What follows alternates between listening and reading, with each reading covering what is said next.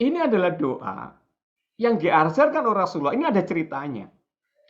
Suatu saat, ya, ini dari hadis riwayat Abu Daud. Suatu saat Abu Umamah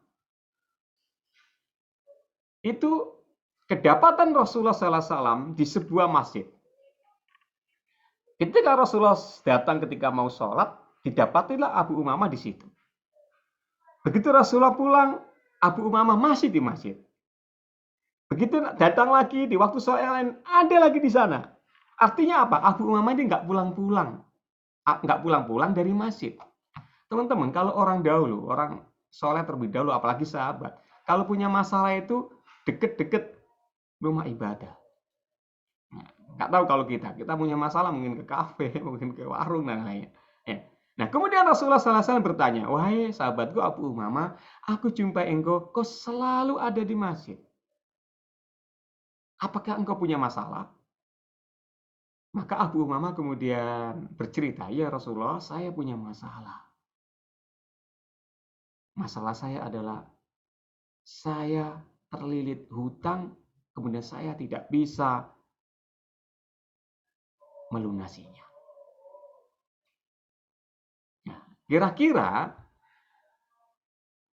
Abu Umamah itu mewakili kita kali ya. Maksudnya kita yang punya hutang gitu kan. Ya. Kemudian Rasulullah SAW dawuh, wahai Abu Umamah, apakah kamu mau kalau aku berikan suatu cara, suatu doa, apabila kamu mengamalkannya, maka kamu akan terbebas dari kesusahan dan juga akan terbebas dari hutang. Nah, kemudian teks doa inilah teman-teman yang diajarkan oleh Rasulullah kepada Abu Umamah. Maka doa ini bisa kita pakai. Yang bunyinya adalah Allahumma inni a'udzubika minal hammi wal hazan, a'udzubika minal azzi wal kasal, a'udzubika minal jubni wal bukhli, wa'udzubika min ghalabati daini wa qahrir rijal. Ya Allah, aku berlindung kepadamu dari susah dan sedih, dari lemah dan rasa malas, dan dari sifat pengecut dan bakhil, dan banyak hutang dan kezoliman atau penguasaan orang lain. Teman-teman, kalau kita biasanya melazimkan atau membiasakan zikir pagi dan petang, biasanya doa ini masuk di dalamnya, teman-teman. Ya, biasanya pagi kita baca, habis subuh, nanti habis maghrib kita baca. Insyaallah, ya, itu adalah resep yang diberikan oleh Rasulullah. Teman-teman, tapi yang penting adalah saya akan jelaskan makna daripada doa, isi daripada doa ini. Teman-teman sekalian. Inti dari doa ini adalah kita meminta pada Allah SWT, ya, berlindung kepada Allah SWT dari 4 pasang penyakit. Semua 4 pasang penyakit hati. Yang pertama adalah apa? Minal hami wal hajat, yaitu dari kesusahan dan sedih. 4 pasang ya teman-teman ya. Kemudian yang berikutnya adalah minal azzi wal kasal. Yang berikutnya minal jubni wal bukhli. Yang keempat min ghalabati daini wa qahrir rijal. Nah, sekarang saya jelaskan pelan-pelan 4 pasang ini, teman-teman. Kenapa ini dipasangkan oleh Rasulullah? Dan maknanya itu hampir bermiripan. Minal ham. Ham itu adalah susah, gelisah. Kesusahan itu sudah diartikan kesusahan, bisa diartikan galau, gitu kan? Khawatir, kemudian al-hajan itu adalah sedih. Mungkin teman-teman punya buku yang namanya La Tahzan, gitu kan? Pernah membaca nggak? Nah, jadi hami wal hajan. Apa sih bedanya susah dan sedih? Apa sih bedanya galau dan sedih? Kalau susah itu adalah takut akan sesuatu yang belum terjadi. Kalau hajan itu sesuatu yang sudah terjadi. Misalnya, hami itu begini, ya Allah ini pandemi, bisa nggak aku bertahan berbisnis seperti ini? Ya Allah, ini aku baru buka toko, kira-kira bisa bertahan nggak sampai nanti? Karena ini pandemi semakin mengerikan, misalnya begitu. Itu adalah kegalauan. Susah hatinya, galau. Jadi sesuatu yang belum terjadi. Dan ini teman-teman, penyakit hati. Yang membuat kita nggak tenang. Maka Rasulullah mengajarkan kita supaya kita terhindar, terbebas dari sifat yang ini. Kemudian juga hajan itu adalah sedih. Kalau hajan adalah takut kepada sesuatu yang sudah terjadi.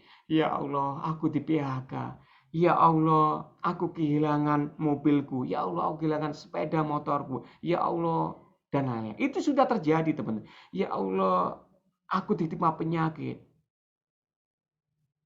Ya, memang mirip, teman-teman, tapi berbeda. Dan dua-duanya ini adalah satu pasang yang mirip, ya, yang serupa, dan dua-duanya adalah penyakit yang harus kita hindarkan. Maka kita berlindung dari Allah, ya, minal hammi wal hajan, dari rasa susah dan sedih. Itu yang pertama. Ya, teman-teman, kalau hammi dan hajan ini masih menghinggapi kita, dipastikan kita belum bahagia. Pasti. Kenapa? Hidup kita nggak tenang. Yang kedua, satu pasang yang kedua adalah minal azzi wal kasal. Azzi itu adalah lemah, wal kasal itu rasa malas, teman-teman. Apa bedanya lemah dan malas? Kalau lemah itu adalah karena kita tidak mampu. Kalau malas, kita mampu tapi tidak mengerjakannya. Itu berbeda, teman-teman. Misalnya gini, kalau lemah itu begini, ya Allah, aku mau membantu temanku ya, supaya dia terhindar dari PHK, supaya ekonominya membaik. Tapi aku nggak punya kemampuan untuk membantu. Itu lemah, teman-teman. Coba kalau aku jadi bupati. Nah, kan belum jadi bupati, berarti kita tuh lemah. Kalau kasal itu adalah malas. Dia punya jabatan, dia punya skill, dia punya kemampuan, dia punya harta, tapi tidak membantu orang lain, itu malas. Aku sebenarnya bisa membantu anak itu supaya dia terbebas dari masalah. Karena aku punya jabatan, karena aku punya harta, karena aku punya kedudukan. Tapi malas, itu kasal, teman-teman. Dan dua-duanya ini penyakit.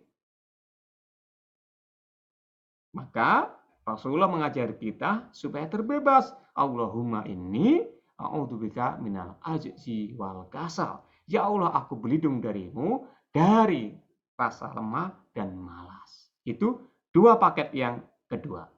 Kemudian satu paket yang ketiga yaitu minal jubni wal bukhal. Jubni itu adalah pengecut atau penakut. Kalau bukhal adalah bakhil. Bakhil itu apa ya? Medit, teman. Medit. Aku sudah lama ya tidak mendengar kata medit. Minal jubni wal bukhal. Apa bedanya? Kalau pengecut itu takut kehilangan nyawanya. Kalau bukhli adalah takut kehilangan hartanya, teman-teman. Oke, paham ya bedanya? Jadi ini juga penyakit, penakut. Penakut, mau disuruh tugas kemana, takut. Ya, kalau kita dulu waktu kecil mungkin takut lewat kuburan. Nah, ini penakut kan?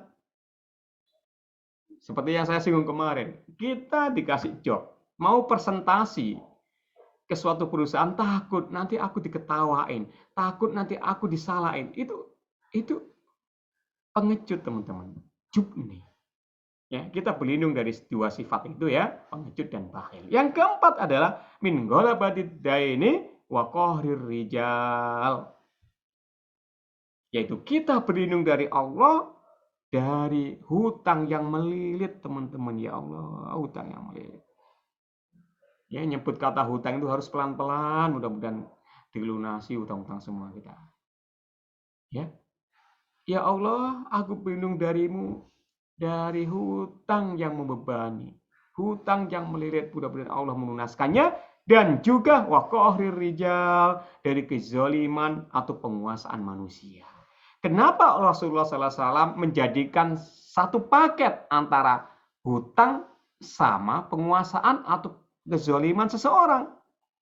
Karena biasanya orang yang sudah terlilit hutang, itu biasanya gampang dizolimi oleh orang yang menghutangi.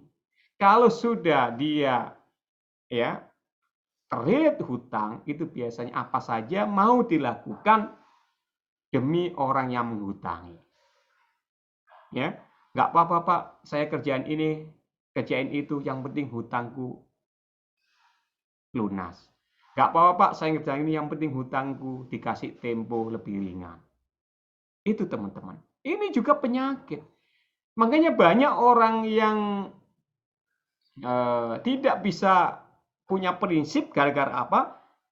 Kita punya balas budi, ya, yang berupa hutang. Wah, dia yang menghutangi aku, masa aku nggak mau nurut? Itu secara pribadi teman-teman. Negara juga begitu. Kalau negara banyak hutang, maka negara itu pun akan dikuasai oleh orang lain, oleh negara lain. Ya, dan ini satu paket ini adalah seakan-akan tidak ada hubungannya. Ternyata hutang itu juga mempengaruhi ya orang lain yang menguasai diri kita atau menjolimi diri kita. Dan kita berlindung dari Allah terlepas dari semua penyakit ini. Apa tadi doanya? Saya ulangi. Allahumma inni a'udzubika minal hammi wal hazan, a'udzubika minal azzi wal kasal. Yang ketiga, a'udzubika minal jubni wal bukhl. Dan yang keempat, a'udzubika minal ghalabati daini wa qahrir rijal.